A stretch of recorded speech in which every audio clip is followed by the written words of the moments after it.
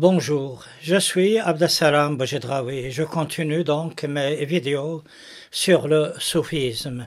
Le sujet d'aujourd'hui, le soufisme est le versant mystique et spirituel de l'islam sunnite. Et je vais tâcher de vous faire comprendre cette notion par un exemple.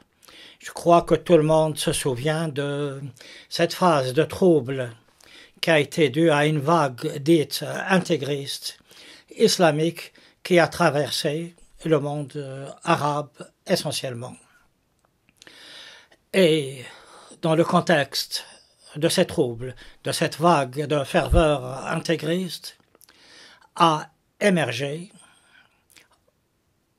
une catégorie de partis politiques à tendance religieuse, un peu partout dans le monde, que ce soit en Égypte, en Tunisie, en Algérie, etc. Mais nous allons nous intéresser au cas particulier du Maroc. Il y a plus de 10 ans, il y avait justement un parti politique qui s'appelle le PJD, qui était un parti à tendance religieuse qui voulait appliquer les fondements de la religion. Ce parti politique a bien évidemment fait peur à toute une élite d'intellectuels et au-delà même des intellectuels, parce que c'était pour nous Marocains une sorte d'aventure, un pas vers quelque chose que l'on ne connaît pas, que l'on n'a jamais connu. Et comme dans tout pays démocratique, il y a eu des alliances et il y a eu également ce que l'on appelle des consignes de vote. Des consignes de vote dans un sens ou dans un autre, c'est-à-dire dans le sens de promouvoir ce parti politique, mais également dans le sens de le stopper. Et c'est là qu'intervient le soufisme. On a posé la question suivante au chef d'une confrérie de soufis.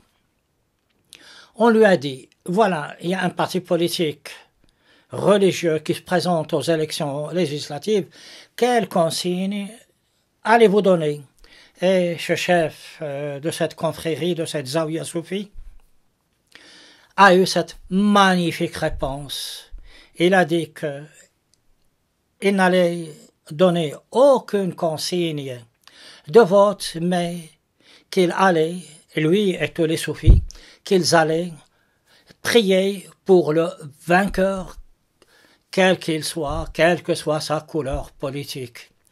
Nous sommes là, en plein, dans l'essence même du soufisme qui ne cherchera jamais à semer la discorde.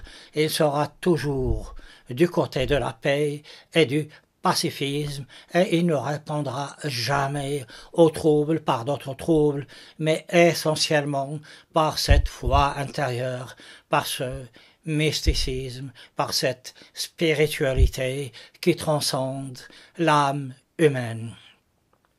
Cet exemple de ce parti politique au Maroc qui veut se présenter aux élections législatives est un exemple caractéristique de ce que sont les deux versants de l'islam sunnite. On peut dire qu'il y a un versant qui est représenté de façon très caricaturale par ce parti, le PJD, qui veut se présenter donc aux élections. Ce parti, cette tendance plutôt de l'islam qui s'occupe essentiellement de ce que l'on voit, de tout ce qui est externe, de tout ce qui est l'extérieur.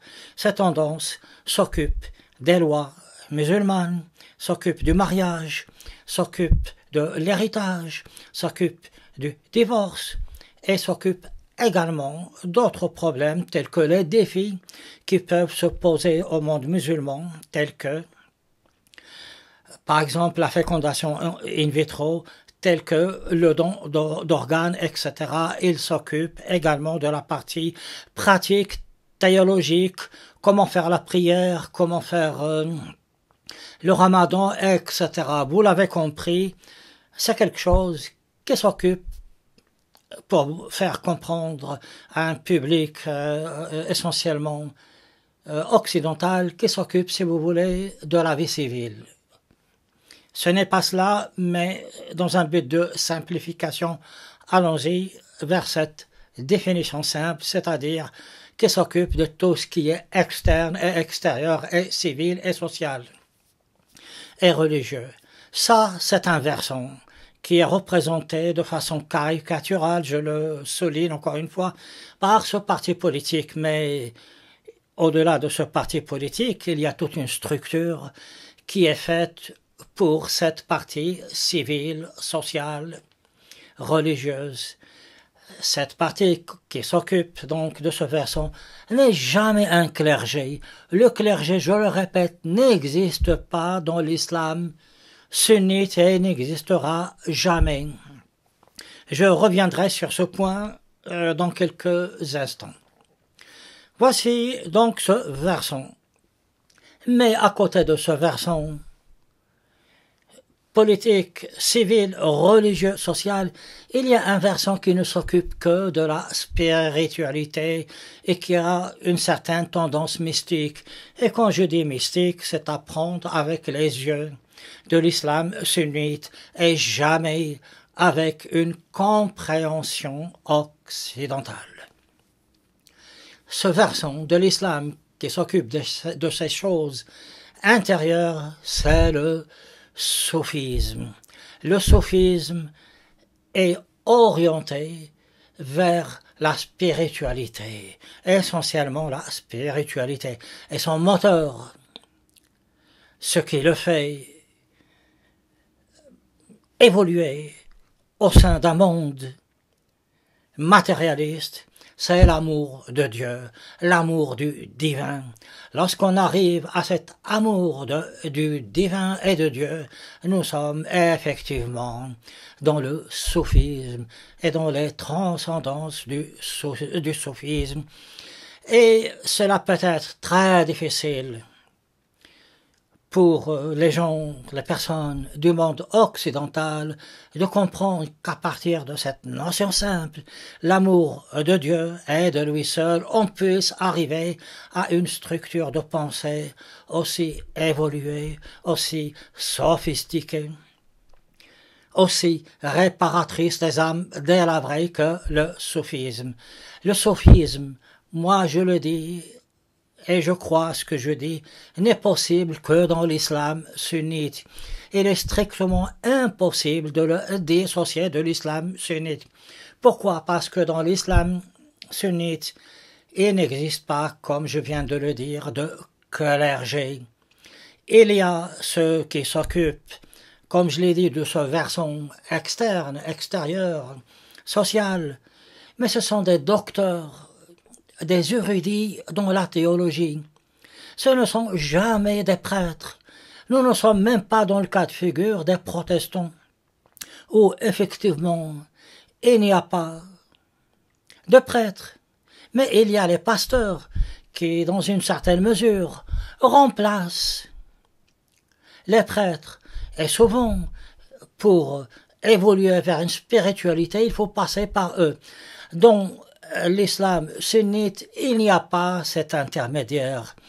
La relation entre l'humain et Dieu se fait de façon directe, jamais indirecte. Il n'y a absolument aucun intermédiaire. Et c'est pour cette raison que le soufisme n'est possible que dans l'islam sunnite.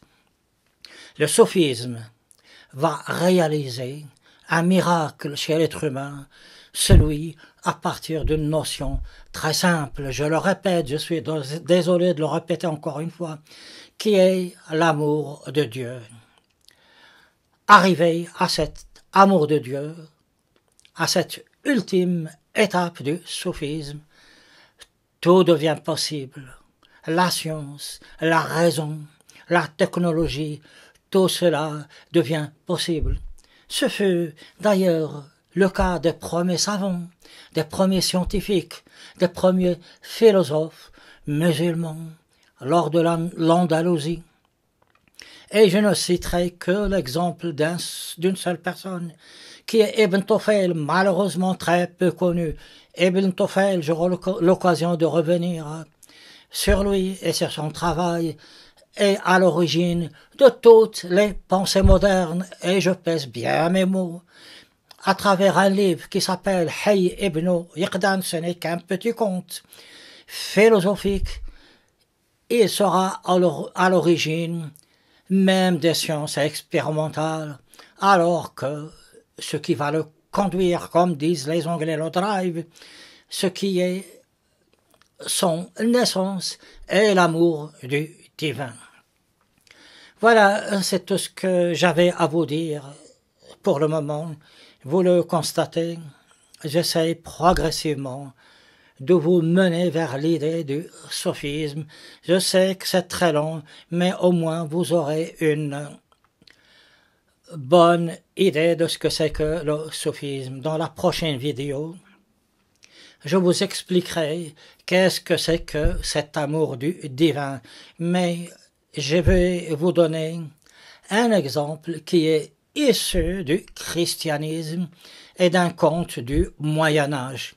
D'ici là, je vous dis, portez-vous bien et vous le pouvez tout le temps.